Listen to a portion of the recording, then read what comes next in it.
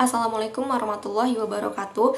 Halo semuanya, perkenalkan nama aku Siti Mami Hikmah dengan NIM C1C020083.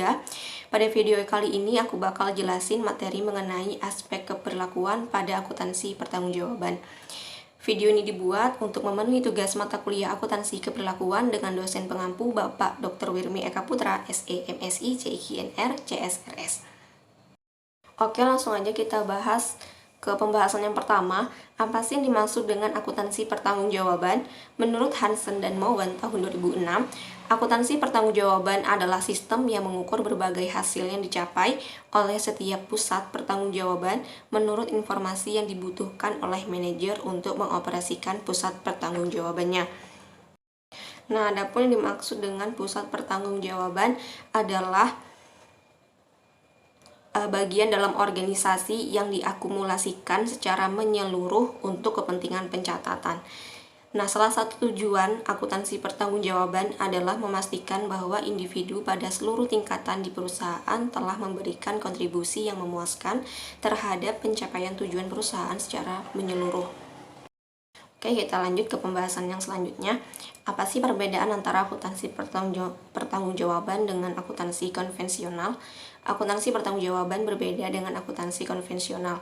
Hal ini bisa dilihat dengan cara operasi yang direncanakan dan cara data akuntansi diklasifikasikan serta diakumulasikan.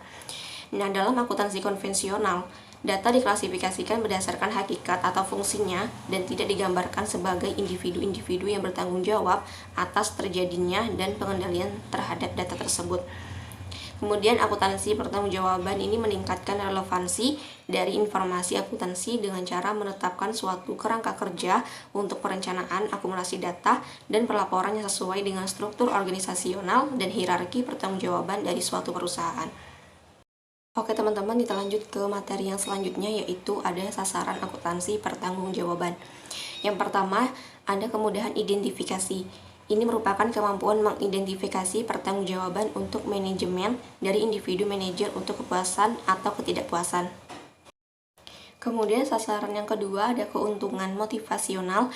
Jika sistem akuntansi pertanggungjawaban diimplementasikan, pertimbangan kemampuan keuntungan motivasi juga dijamin. Kemudian yang ketiga ada ketersediaan data. Ini merupakan mekanisme untuk menyajikan data kinerja yang telah disediakan. Kerangka kerja sistem penilaian kinerja manajerial dapat ditetapkan pada dasar ini. Selain memotivasi manajer untuk bertindak dalam kepentingan terbaik dari perusahaan. Kemudian yang keempat ada kesiapan informasi, merupakan ketersediaan data-data informasi yang terbaru dan juga relevan, yang mana dibuat dan digunakan untuk mengestimasi biaya atau pendapatan masa depan yang sesuai dengan standar untuk Departemen Penganggaran.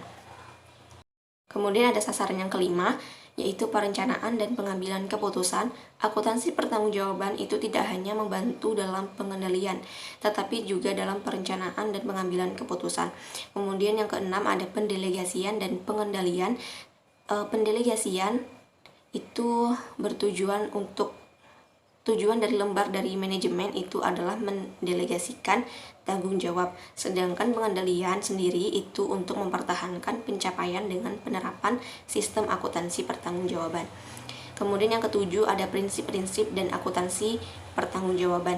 Fitur utama akuntansi pertanggungjawaban adalah bahwa akuntansi pertanggungjawaban itu mengumpulkan dan juga melaporkan perencanaan dan aktualisasi informasi akuntansi tentang input dan output dari akuntansi pertanggungjawaban. Kemudian yang kedelapan ada input dan output. Akuntansi pertanggungjawaban itu didasarkan pada informasi yang berkaitan dengan input dan output. Sumber daya yang digunakan disebut sebagai input. Nah, dengan demikian input itu dinyatakan sebagai biaya. Demikian pula output itu diukur dalam satuan moneter sebagai pendapatan.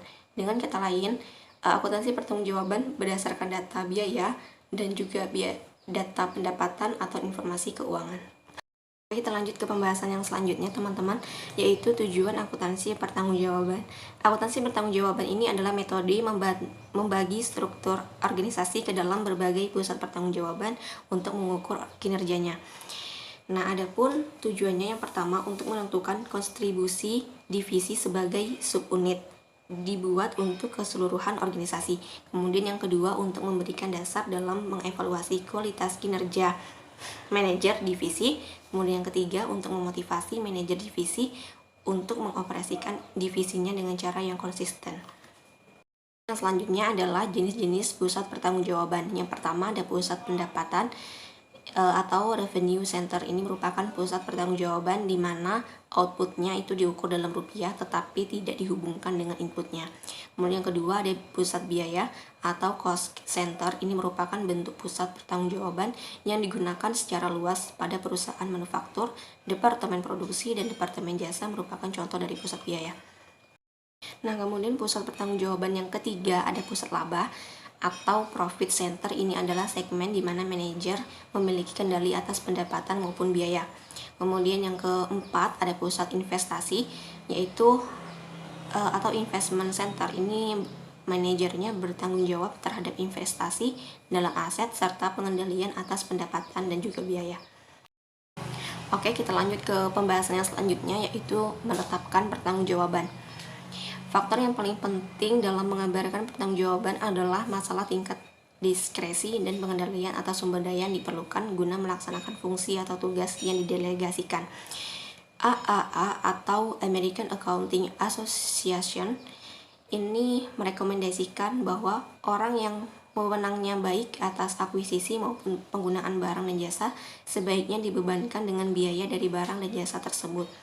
Yang kedua, orang yang secara signifikan dapat memengaruhi jumlah biaya melalui tindakan-tindakannya dapat dibebankan dengan biaya tersebut. Yang ketiga, bahkan orang yang tidak dapat memengaruhi secara signifikan jumlah biaya melalui tindakan langsung dapat dibebankan dengan elemen-elemen mana manajemen ingin agar orang tersebut memperhatikannya. Oke, kita lanjut ke pembahasan yang selanjutnya, perencanaan, akumulasi data, dan pelaporan berdasarkan pusat pertanggungjawaban. Yang pertama ada anggaran pertanggungjawaban.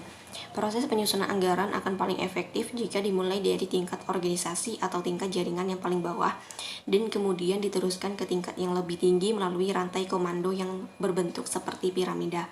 Kemudian ada akumulasi data. Di sini ada dimensi dalam proses akumulasi data. Yang pertama, biaya diklasifikasikan berdasarkan pusat pertanggungjawaban. Yang kedua, setiap pusat pertanggungjawaban, biaya tersebut diklasifikasikan berdasarkan apakah biaya tersebut dapat dikendalikan atau tidak dapat dikendalikan. Yang ketiga, biaya tersebut diklasifikasikan berdasarkan jenis biaya atau berdasarkan pos pelaporan seperti gaji, pendapatan, bahan baku, dan sewa. Kemudian yang selanjutnya adalah laporan pertanggungjawaban. Ini merupakan produk akhir dari hasil sistem akuntansi pertanggungjawaban. Oke, materi selanjutnya yaitu asumsi keberlakuan dari akuntansi pertanggungjawaban. Perencanaan pertanggungjawaban, akumulasi data, dan sistem pelaporan didasarkan pada beberapa asumsi. Nah, teman-teman bisa melihat di sini ada 5 asumsi, yaitu ada MBA, MBO, dan seterusnya. Oke, kita lanjut ke pembahasan kita yang terakhir, yaitu masalah-masalah dalam akuntansi pertanggungjawaban. Yang pertama ada klasifikasi biaya, yang kedua ada konflik antar departemen, yang ketiga ada keterlambatan pelaporan, yang keempat ada overloading informasi, yang kelima ketergantungan lengkap akan menipu. Baiklah, sekian penjelasan materi saya mengenai aspek keberlakuan pada akuntansi pertanggungjawaban. Terima kasih. Wassalamualaikum warahmatullahi wabarakatuh.